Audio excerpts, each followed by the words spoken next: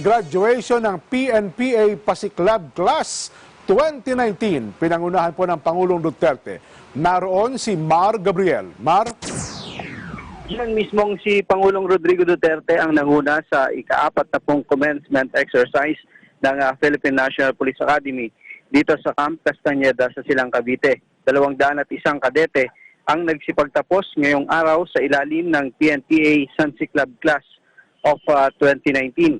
Ang Sansiklab Gen ay hinugot nila mula sa mga salitang sandigan ng mamamayan na sigasig na itaguyod ang kapayapaan at ipaglaban ng bayan. 154 sa kanila ang mga lalaki habang 47 ang mga babae. 6 sa mga babae dyan ang pasok sa top 10 ngayong taon. Top 1 nila itong si Cadet Jervis Allen Ramos na mula sa isang mahirap na pamilya sa Tondo, Maynila. Ulila na siya sa ama habang ang kanyang ina naman ay isang plain housewife. Graduate na siya sa kursong criminology at naging top 3 sa kanilang board exam.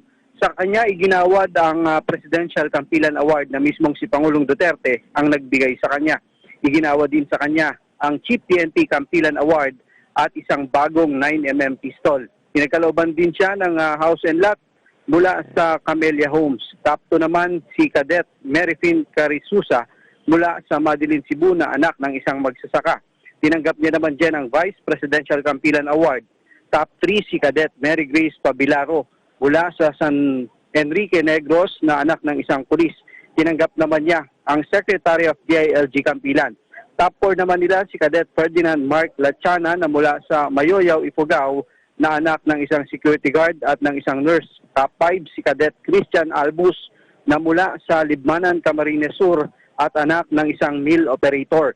Pasok naman sa top 6 si Cadet Janila Adria Garan na taga Castilla, Sorsogon at anak ng isang businessman.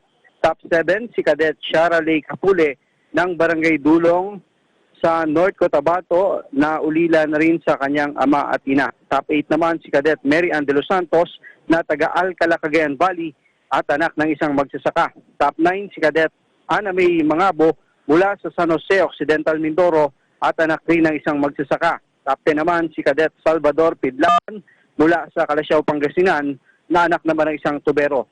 Diyan ang 138 sa mga kadeteng nagsipagtapos ngayong araw ay mapupunta sa Philippine National Police. 41 naman ang mapupunta sa Bureau of Fire Protection habang ang 22 naman ay madadagdag sa puwersa ng Bureau of Jail Management and Penology o BJMP.